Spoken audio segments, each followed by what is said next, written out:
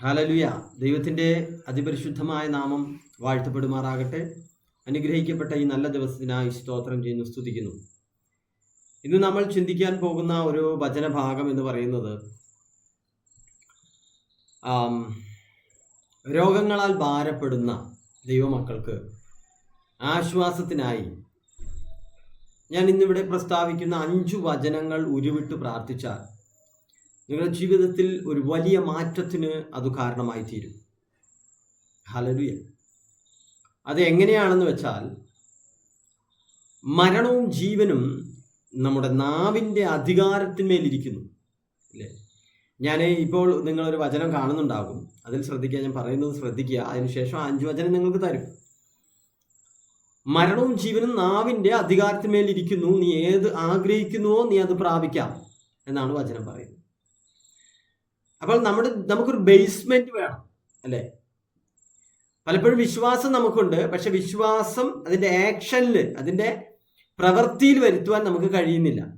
വിശ്വാസം നമ്മൾ കേൾക്കാറുണ്ട്, മറ്റു പലരുടെയും ജീവിതത്തിൽ നമ്മൾ കാണാറുണ്ട്, പക്ഷെ അതിൻ്റെ പ്രവൃത്തി സ്വന്തം ജീവിതത്തിൽ ചെയ്തെടുക്കുവാൻ നമുക്ക് കഴിയാറില്ല. അല്ലെങ്കിൽ അങ്ങനെ ഒരു അവസരം വരുമ്പോൾ, നമ്മൾ പരീക്ഷിക്കപ്പെടുന്ന അവസരങ്ങൾ വരുമ്പോൾ നമ്മൾ എന്ത് ചെയ്യും? പതറിപ്പോകുന്ന അവസ്ഥകൾ കാണാറുണ്ട്. ദൈവമക്കളെ, നാം ഈ ലോകത്തിലായിരിക്കുമ്പോൾ ദൈവമക്കൾക്കാണ് ആത്യന്തികമായി എപ്പോഴും വിജയം ലഭ്യമാകേണ്ടത്. പക്ഷേ യുദ്ധമില്ലാതെ ഒരു വിജയമില്ല. അതായത് കാൽവരി ക്രൂശിൽ സാത്താനെ കർത്താവ് പരാജയപ്പെടുത്തിയെങ്കിൽ അതേ മാതൃക തന്നെയാണ് കർത്താവ് നമുക്ക് നൽകുന്നത്. കഷ്ടം അനുഭവിക്കുമ്പോൾ തന്നെ, കഷ്ടത്തിലൂടെ നടന്നു പോകുമ്പോൾ തന്നെ ജയിച്ചു മുന്നേറുവാൻ. യുദ്ധത്തിൽ കഷ്ടതയുണ്ട് അല്ലേ? ശത്രു രാജ്യം കടന്നു വരുമ്പോൾ അവരും യുദ്ധത്തിൽ കഷ്ടത അനുഭവിച്ച് അവര് മരണത്തിന് തയ്യാറായാണ് വരുന്നത്. എന്നാൽ ദൈവവേദനയെ സംബന്ധിച്ചിടത്തോളം കാൽവരി ക്രൂശിൽ കർത്താവ് എല്ലാം നേടി തന്നു, വിജയം നൽകി തന്നു. അപ്പോൾ തന്നെ ഒരു യുദ്ധമുണ്ട്. കനാൻ ദേശം അവകാശമാക്കി കൊടുക്കാം എന്ന് കർത്താവ് വാഗ്ദത്തം ചെയ്തപ്പോൾ യുദ്ധമുണ്ട് എന്ന് പറഞ്ഞില്ല. പക്ഷെ ദൈവം യുദ്ധം അഭ്യസിപ്പിച്ചിട്ടാണ് കനാൻ ദേശത്തേക്ക് ഇസ്രായേൽ മക്കളെ അയക്കുന്നത്. ഹല്ലേലൂയ. അങ്ങനെയെങ്കിൽ ആത്മീയ ജീവിതത്തിൽ നമുക്കെതിരെ ദുഷ്ടപിശാച് ഉപയോഗിക്കുന്ന ഒരു മേഖലയാണ് രോഗങ്ങൾ. എല്ലാ രോഗങ്ങളും സാത്താനി ആക്രമണമല്ല അല്ലേ? പത്രോസിന്റെ അമ്മാവിയമ്മയുടെ രോഗജ്വരത്തെ യേശു ശ്വാസിച്ചു. അപ്പോൾ തന്നെ മറ്റൊരിടത്ത് ഛിദ്രരോഗം ബാധിച്ച്, ഇന്നത്തെ പറയുന്ന അപസ്മാരം ബാധിച്ചിരുന്ന ഒരു കുഞ്ഞിനെ, അതിന്റെ രോഗാത്മാവിനെ കർത്താവ് ശാസിച്ചു. അപ്പോൾ രോഗങ്ങൾ എല്ലാം സാത്താനിൽ നിന്നല്ല. പക്ഷെ ഇപ്പോൾ പ്രകൃതി വളരെയധികം കലുഷിതമാണ്. മഴ നല്ലതുപോലെ ശക്തമായി പെയ്യുന്നു. ജലജന്യ രോഗങ്ങൾ, പകർച്ചവ്യാധികൾ ദേശത്ത് വളരെയധികം ആഞ്ഞടിക്കുന്നുണ്ട്. അതിന്റെ കെടുതികളോട് കടന്നു പോകുന്നു. ഇതെല്ലാം സാത്താന്യമാണെന്ന് പറയാൻ പറ്റില്ല. പക്ഷെ സാത്താന്യമായ രോഗങ്ങളും ഉണ്ട്. എന്നും കണ്ണിന് വേദന, പക്ഷേ കണ്ണ് കൊണ്ടുപോയി എങ്ങനെ പരിശോധിച്ചാലും കണ്ണിലെ രോഗം മാറുന്നില്ല. അല്ലെങ്കിൽ എക്സ്റേ എടുക്കുമ്പോഴോ അല്ലെങ്കിൽ സ്കാൻ ചെയ്യുമ്പോഴോ മറ്റ് ബ്ലഡ് ടെസ്റ്റ് ചെയ്യുമ്പോഴോ കണ്ണിന് ഒരു രോഗവും വൈദ്യശാസ്ത്രത്തിൽ കാണുന്നില്ല. അല്ലെങ്കിൽ നമ്മുടെ മനുഷ്യ ശരീരത്തിലെ എന്ത് അവയവങ്ങളാകട്ടെ, ആ അവയവങ്ങളിൽ എന്തെങ്കിലും രോഗമുണ്ടെന്ന് നമുക്ക് മനസ്സിലാകുന്നു, വേദനിക്കുന്നു, അതിന്റെ ലക്ഷണങ്ങളൊക്കെ ഉണ്ട്. പക്ഷെ ടെസ്റ്റ് ചെയ്യുമ്പോൾ ഒരു അസുഖം ഇല്ലാന്നുണ്ടെങ്കിൽ അതിന്റെ പുറകിൽ വ്യാപരിക്കുന്ന ഒരു സാത്താന്യ ശക്തിയാണ്.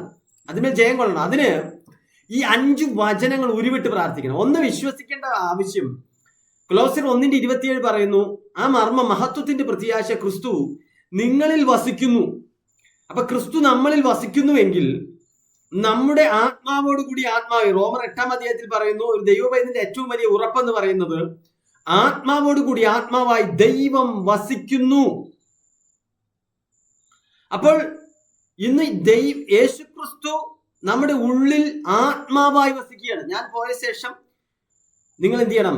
എന്നോട് കേട്ട വാഗ്ദത്തം പ്രാപിക്കുവാൻ ജെറുസലേമിൽ തന്നെ ആയിരിക്കണമെന്ന് കർത്താവ് വാഗ്ദത്തം കൊടുത്തു. അപ്പോൾ എന്ത് ചെയ്യുന്നു?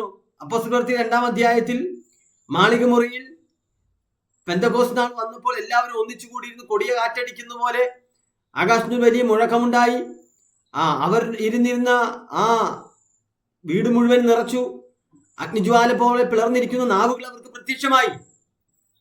അവരെല്ലാവരും പരിശുദ്ധാത്മാ നിറഞ്ഞു, അന്യഭാഷകൾ സംസാരിച്ചു. ദൈവശക്തി അവരുടെ ആത്മാവിൽ അവർ സ്വീകരിച്ച് ശക്തി പുറപ്പെട്ട് അവരവിടെ നിന്ന് പോകുവാനിടയായി. പിന്നീട് യേശു ചെയ്ത പ്രവൃത്തിയുടെ തനി ആവർത്തനമായിരുന്നു ശിഷ്യന്മാർ അപ്പോസ്തല പ്രവൃത്തികൾ ചെയ്തത് മുഴുവൻ. യേശു രോഗിയെ സൗഖ്യമാക്കി, ശിഷ്യന്മാർ രോഗിയെ സൗഖ്യമാക്കി. യേശു മരിച്ചവരെ ഉയർപ്പിച്ചു, ശിഷ്യന്മാർ മരിച്ചവരെ ഉയർപ്പിച്ചു, ഇല്ലേ? അപ്പൊ അങ്ങനെ ചെയ്തതിന്റെ കാരണം യേശുവിൽ വ്യാപരിച്ച ശക്തി തന്നെയാണ് ശിഷ്യന്മാരിലും വ്യാപരിച്ചത്. വെള്ളിയും പൊന്നും ഞങ്ങൾക്കില്ല, ഞങ്ങൾക്കുള്ള നിനക്ക് തരും, നസ്രയനായ യേശു ക്രിസ്തുവിന്റെ നാമത്തിൽ നടക്ക എന്ന് പറഞ്ഞപ്പോൾ മുടന്തനെ ചാടി എഴുന്നേറ്റ് നടന്നു. അമ്മയുടെ ഗർഭം മുതൽ മുടന്തനായും ചാടി എഴുന്നേറ്റ് നടന്നു. എങ്ങനെയാണ് നടന്നത്? അവരുടെ വിശ്വാസം. അപ്പൊ ഈ 5 വചനം നിങ്ങൾ ഉരുവിട്ട് പ്രാർത്ഥിക്കുമ്പോൾ നിങ്ങൾക്ക് വിശ്വാസം ഉണ്ടാകണം. ഇവിടെ പ്രവൃത്തികൾ കൊണ്ട് ഒന്നും സാധ്യമല്ല. വിശ്വസിക്കുക. ഇത് എങ്ങനെ ചിലർ പറയും ആജീവനാന്തം പ്രാർത്ഥിക്കണ്ടല്ലോ. ശരി, കർത്താവ് നിങ്ങളോട് വ്യക്തിപരമായി ഒരു രോഗം നിന്റെ മരണം വരെ ഉണ്ടെന്ന് നിങ്ങളോട് പറഞ്ഞാൽ ഇനി പ്രാർത്ഥിക്കണ്ട. പൗലോസ് 3 പ്രാവശ്യം പ്രാർത്ഥിച്ചു, തന്റെ ശരീരത്തിൽ ഒരു ശൂലമുണ്ടായിരുന്നു, നീങ്ങിപ്പോകാൻ. പക്ഷെ എന്റെ കൃപ നിനക്ക് മതി, എന്റെ കൃപ ബലഹീന തികഞ്ഞു വരുന്നു. പിന്നീട് അതിനു വേണ്ടി പ്രാർത്ഥിച്ചായി കാണുന്നില്ല. ചിലർ പറയുന്നത് കണ്ണിൽ ഒരു അസുഖമായിരുന്നു, വലിയ അക്ഷരങ്ങൾ കൊണ്ട് ഞാൻ നിങ്ങൾക്ക് എഴുതുന്ന ലേഖനങ്ങൾ എഴുതുന്നതിന്റെ കാരണം അതാണെന്ന് പറയുന്നുണ്ട്. അപ്പൊ വലിയ അക്ഷരങ്ങൾ കൊണ്ട് ഞാൻ നിങ്ങൾക്ക് എഴുതുന്ന പറയുമ്പോൾ കണ്ണിൽ എന്തോ ശൂലം പോലെയാണ്, കണ്ണിലെ അസുഖമാണെന്ന് പറയുന്നു. മറ്റ് എന്തോ അസുഖമാണെന്നും ചരിത്രകാരന്മാർ പറയുന്നുണ്ട്. ഓക്കെ, എന്തുമാകട്ടെ, തനിക്ക് ശരീരത്തിൽ ഒരു വേദന ഉണ്ടായിരുന്നു. ദൈവത്തിൽ നിന്ന് വ്യക്തമാനമായി ഒരു വചനം കിട്ടിയപ്പോൾ പിന്നീട് അതിന് പ്രാർത്ഥിച്ചായിട്ട് കാണുന്നില്ല. പക്ഷേ ദൈവം വ്യക്തിപരമായി ഇടപെടാതെ ഒരു രോഗവുമായി നിങ്ങൾ മുന്നോട്ട് പോകുന്നുവെങ്കിൽ ഈ 5 വചനം ഉരുവിട്ട് പ്രാർത്ഥിക്കുക. എങ്ങനെ പ്രാർത്ഥിക്കണം? രാവിലെ, ഉച്ചയ്ക്ക്, വൈകിട്ട്. ജോലിക്കൊക്കെ പോകുന്നവരാണെങ്കിൽ രാവിലെയും വൈകിട്ടും ഈ 5 വചനം ഉരുവിട്ട് പ്രാർത്ഥിക്കുക. വിശ്വാസത്തോടു കൂടി പ്രാർത്ഥിക്കുക. വെള്ളിയും പൊന്നും ഞങ്ങൾക്കില്ല, അല്ലേ? ഉള്ള വെള്ളിയും പൊന്നും പണവും ഒക്കെ കൊണ്ടുപോയി നിങ്ങൾ ഹോസ്പിറ്റലിലേക്കും വൈദ്യന്മാർക്കും പലവിധ മരുന്നുകളൊക്കെ പരീക്ഷിച്ച് തളർന്നിരിക്കുന്നവരാണെങ്കിൽ പല വൈദ്യന്മാരാൽ ഏറിയൊന്ന് സഹിച്ചു, അതായത് പല വൈദ്യന്മാരാൽ ചികിത്സയ്ക്ക് ശ്രമിച്ചിട്ട് ഒരു സൗഖ്യമില്ലാതെ കർത്താവിന്റെ വസ്ത്രത്തിന്റെ തൊങ്ങലൊന്ന് തൊട്ടപ്പോൾ രക്തസ്രാവക്കാരി സ്ത്രീക്ക് പരിപൂർണ സൗഖ്യം ഉണ്ടായി. ഇവിടെ ആവശ്യമുള്ളത് വിശ്വാസമാണ്. ആ സ്ത്രീക്കും ഒരു വിശ്വാസം ഉണ്ടായിരുന്നു. എന്റെ നാഥന്റെ ആ കർത്താവിന്റെ വസ്ത്രത്തിന്റെ തൊങ്ങലൊന്ന് ഞാൻ തൊടുമ്പോൾ ആ നിമിഷം എനിക്ക് സൗഖ്യം ലഭിക്കുമെന്നുള്ള വിശ്വാസം ആ സ്ത്രീക്കുണ്ടായിരുന്നു. അങ്ങനെയെങ്കിൽ നമ്മുടെ ജീവിതത്തിൽ ഒരുപാട് നഷ്ടങ്ങൾ ഈ കാലയളവിൽ നിങ്ങൾക്ക് ഹോസ്പിറ്റലുകൾ ചെലവുകൾ കാര്യങ്ങളൊക്കെ ഉണ്ടായെങ്കിൽ ഇന്ന് പല ഹോസ്പിറ്റലുകളും അറവശാലകളാണ്. അങ്ങോട്ട് കയറേണ്ടതേ ആവശ്യമുള്ളൂ. അത്രയധികം ഒരു അറവശാലകളായി നിൽക്കുന്ന ഒരവസ്ഥ. മനുഷ്യന്റെ അധ്വാനത്തിന്റെ ഫലം ചില നിമിഷ നേരങ്ങൾ കൊണ്ട് പിടിച്ചു പറിച്ച് അറുത്ത് മുറിച്ച് വാങ്ങുന്ന ഒരവസ്ഥ നമുക്ക് കാണുന്നുണ്ട്. പക്ഷേ സൗജന്യമായി കർത്താവ് നിങ്ങൾക്ക് നൽകിയിരിക്കുകയാണ്. എന്താണ് ഇതിന് ആവശ്യം? ഇവിടെ പണം ആവശ്യമില്ല. ഇവിടെ ആവശ്യം വിശ്വാസമാണ്. ആരോടുള്ള വിശ്വാസം? കർത്താവായ യേശു ക്രിസ്തുവിൽ മുറുകെ പിടിക്കുന്ന ഒരു വിശ്വാസം നിങ്ങൾക്കുണ്ടോ? ഈ 5 വചനങ്ങൾ നിങ്ങൾ ഉരുവിട്ട് പ്രാർത്ഥിക്കും. ഒന്നാമത്തെ വചനം 1 പത്രോസ് 2:24. നാം പാപത്തിന് മരിച്ച് നീതിക്ക് ജീവിക്കേണ്ടതിന് അവൻ തന്റെ ശരീരത്തിൽ നമ്മുടെ പാപങ്ങളെ ചുമന്നുകൊണ്ട് ക്രൂശിന്മേൽ കയറി അവന്റെ അടിയേറ്റ മുറിവുകളാൽ നിങ്ങൾക്ക് സൗഖ്യം വന്നിരിക്കുന്നു. അടിപ്പിണരുകളാൽ സൗഖ്യം വന്നിരിക്കുന്നു. അപ്പൊ വന്നിരിക്കുന്ന സൗഖ്യം ഏറ്റെടുത്തുകൊണ്ട് വിശ്വാസത്തോടെ ഈ വചനം ഉരുവിട്ട് പ്രാർത്ഥിക്കുക. വന്നിരിക്കുന്നു, ഇനി വരുവാനുള്ളതല്ല, വന്നിരിക്കുന്നു. കാൽവറി ക്രൂശിൽ സാത്താന്റെ സകലവിധ തന്ത്രങ്ങളെയും കർത്താവ് പരാജയപ്പെടുത്തി അവന്റെ ആയുധം വെപ്പിച്ച് സാത്താന്റെ മേൽ ജയോത്സവം കൊണ്ടാടിയ കർത്താവിന്റെ ആ വിടുതൽ നമുക്ക് വന്നിരിക്കുന്നു. ഹല്ലേലൂയ. മറ്റൊന്ന്, യെശയ്യാ പ്രവാചകന്റെ പുസ്തകം 53-ാം അധ്യായം 4-5 വാക്യങ്ങൾ ഇങ്ങനെ പറയുന്നു: സാക്ഷാൽ നമ്മുടെ രോഗങ്ങളെ അവൻ വഹിച്ചു, നമ്മുടെ വേദനകളെ അവൻ ചുമന്നു. നാമോ ദൈവം അവനെ ശിക്ഷിച്ചും അടിച്ചും ദണ്ഡിപ്പിച്ചും ഇരിക്കുന്നു എന്ന് വിചാരിച്ചു. എന്നാൽ നമ്മുടെ അതിക്രമങ്ങൾ നിമിത്തം മുറിവേറ്റും നമ്മുടെ അകൃത്യങ്ങൾ നിമിത്തം തകർന്നുമിരിക്കുന്നു. നമ്മുടെ സമാധാനത്തിനായുള്ള ശിക്ഷ അവന്റെ മേലായി, അവന്റെ അടിപ്പിണരുകളാൽ നമുക്ക് സൗഖ്യം വന്നിരിക്കുന്നു.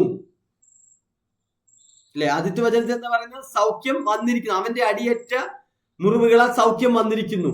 ഈ വചനം പത്രോസിന്റെ ലേഖനത്തിൽ പറയുന്നതിനും ആയിരക്കണക്കിന് വർഷങ്ങൾക്ക് മുമ്പ് യെശയ്യാ പ്രവാചകനിലൂടെ മശിഹയുടെ ആ കഷ്ടപ്പാടുകളെ കുറിച്ച് പ്രവചനാത്മാവിൽ രേഖപ്പെടുത്തിയതാണിത്. അതിന്റെ നേരിട്ടുള്ള അക്ഷരാർത്ഥത്തിലുള്ള പ്രദർശനമായിരുന്നു കാൽവറി ക്രൂശിലെ മരണം. എന്തിനു വേണ്ടിയെന്നറിയോ?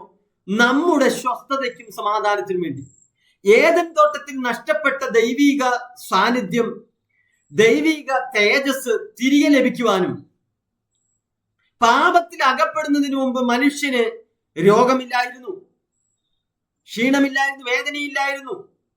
ആ ഒരു ജീവിതത്തിലേക്കുള്ള റീസ്റ്റോറേഷൻ സംഭവിക്കുന്നത് ഈ വചനത്തിൽ വിശ്വസിക്കുമ്പോഴാണ്. സാക്ഷാൽ നമ്മുടെ രോഗങ്ങളെ അവൻ വഹിച്ചു. മൂന്നാമത്തെ വചനം, എൻ മനമേ യഹോവയെ വാഴ്ത്തുക, എന്റെ സർവാന്തരംഗം അവന്റെ വിശുദ്ധ നാമത്തെ വാഴ്ത്തുക. എൻ മനമേ യഹോവയെ വാഴ്ത്തുക, അവന്റെ ഉപകാരങ്ങൾ ഒന്നും മറക്കരുത്. അവൻ നിന്റെ അകൃത്യമൊക്കെയും മോചിക്കുന്നു, നിന്റെ സകല രോഗങ്ങളെയും സൗഖ്യമാക്കുന്നു. നമ്മുടെ സകല രോഗങ്ങളെയും സൗഖ്യമാക്കുവാൻ യേശു മതിയായവനാണ്. നാലാമത്തെ വചനം, റോമർ 8:11, യേശുവിനെ മരിച്ചവരിൽ നിന്ന് ഉയർപ്പിച്ചവന്റെ ആത്മാവ് നിങ്ങളിൽ വസിക്കുന്നു എങ്കിൽ ക്രിസ്തുയേശുവിനെ മരണത്തിൽ നിന്ന് ഉയർപ്പിച്ചവൻ നിങ്ങളിൽ വസിക്കുന്ന തന്റെ ആത്മാവിനെ കൊണ്ട് നിങ്ങളുടെ മർത്യ ശരീരങ്ങളെയും ജീവിപ്പിക്കും. അപ്പൊ നമ്മുടെ ഉള്ളിൽ, എന്നെ കേൾക്കുന്ന ദൈവമക്കളുടെ ഉള്ളിൽ യേശുവിന്റെ ആത്മാവ് ഉണ്ടാകണം. എങ്കിലേ യേശുവിൽ നിന്നുള്ള രോഗസൗഖ്യം ലഭ്യമാകുകയുള്ളൂ. ഹല്ലേലൂയ, സ്തോത്രം. നമ്മുടെ മർത്യ ശരീരങ്ങളെയും ജീവിപ്പിക്കുന്ന ആത്മാവാണ് ദൈവത്തിന്റെ ശക്തി. അഞ്ചാമത്തെ വചനം, മർക്കോസ് 11:23-24 ഇങ്ങനെ പറഞ്ഞു, ആരെങ്കിലും തന്റെ ഹൃദയത്തിൽ സംശയിക്കാതെ താൻ പറയുന്നത് സംഭവിക്കുമെന്ന് വിശ്വസിച്ചുകൊണ്ട് ഈ മലയോട് നീ നീങ്ങി കടലിൽ ചാടിപ്പോക എന്ന് പറഞ്ഞാൽ അവൻ പറഞ്ഞതുപോലെ സംഭവിക്കും എന്ന് ഞാൻ സത്യമായിട്ട് നിങ്ങളോട് പറയുന്നു. അതുകൊണ്ട് നിങ്ങൾ പ്രാർത്ഥിക്കുമ്പോൾ യാചിക്കുന്നതൊക്കെയും ലഭിച്ചു എന്ന് വിശ്വസിപ്പീൻ, എന്നാൽ അതു നിങ്ങൾക്ക് ഉണ്ടാകും എന്ന് ഞാൻ നിങ്ങളോട് പറയുന്നു. യാചിക്കുന്നതൊക്കെയും ലഭിച്ചു എന്ന് വിശ്വസിപ്പീൻ. അതാണ് ഞാൻ ആദ്യം പറയുന്നത്. നിങ്ങൾ വിശ്വസിക്കുക. യേശുവിന്റെ ആത്മാവ് ഉള്ളിൽ വസിക്കുന്നു എന്ന് നിങ്ങൾ വിശ്വസിക്കണം. രക്ഷിക്കപ്പെട്ട ദൈവം എന്നല്ല ഏറ്റവും വലിയ വിശ്വാസം അതാണ് വേണ്ടത്. യേശുവിന്റെ ആത്മാവ് എന്റെ ആത്മാവോട് കൂടെ വസിക്കുന്നു. പ്രാർത്ഥിക്കുമ്പോൾ യാചിക്കുന്നതൊക്കെയും, സപ്ലിക്കേഷൻ അവിടെ അപേക്ഷ എന്നുള്ളതാണ്. യാചന എന്നുള്ളത് പിച്ചക്കാർക്കുള്ളതാണ്. മക്കൾക്ക് സപ്ലിക്കേഷൻ, അതായത് അപേക്ഷ കൊടുക്കുക എന്നുള്ളതാണ് എന്ന് വിശ്വസിപ്പിൻ, എന്നാൽ അത് നിങ്ങൾക്കുണ്ടാകും എന്ന് ഞാൻ നിങ്ങളോട് പറയുന്നു. അല്ലെ, വിശ്വാസത്തോടെ കൽപ്പിച്ചാൽ സംഭവിക്കും. ഇന്ന് മുതൽ പറയാമോ? ഹല്ലേലൂയ. രാവിലെ, ഉച്ചയ്ക്ക്, വൈകിട്ട് ഈ 5 വചനം നിങ്ങൾക്ക് പറയാമോ? നിങ്ങളുടെ ജീവിതത്തിൽ വലിയ മാറ്റം ഉണ്ടാകും. തളർന്നു പോകരുത്. 2 ദിവസം പറഞ്ഞിട്ട് പിന്നെ 3-ാമത്തെ ദിവസം ഇട്ടിട്ട് പോകരുത്.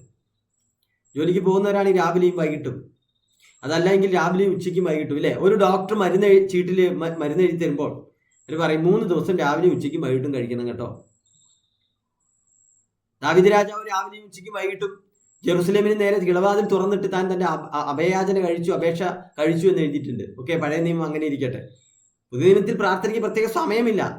നിങ്ങൾക്ക് ഈ വചനം എത്രത്തോളം ഉരുവിട്ട് പ്രാർത്ഥിക്കാം അത്രത്തോളം ഉരുവിട്ട് പ്രാർത്ഥിക്കാം. പക്ഷേ സമയമില്ലാത്തവരാണെങ്കിൽ, നിങ്ങൾ മറ്റു പലതിനും ബിസി ആയിരിക്കുന്നവരാണെങ്കിൽ, നിങ്ങൾ രാവിലെയും ഉച്ചയ്ക്കും വൈകിട്ടും ഇത് ചെയ്യണം.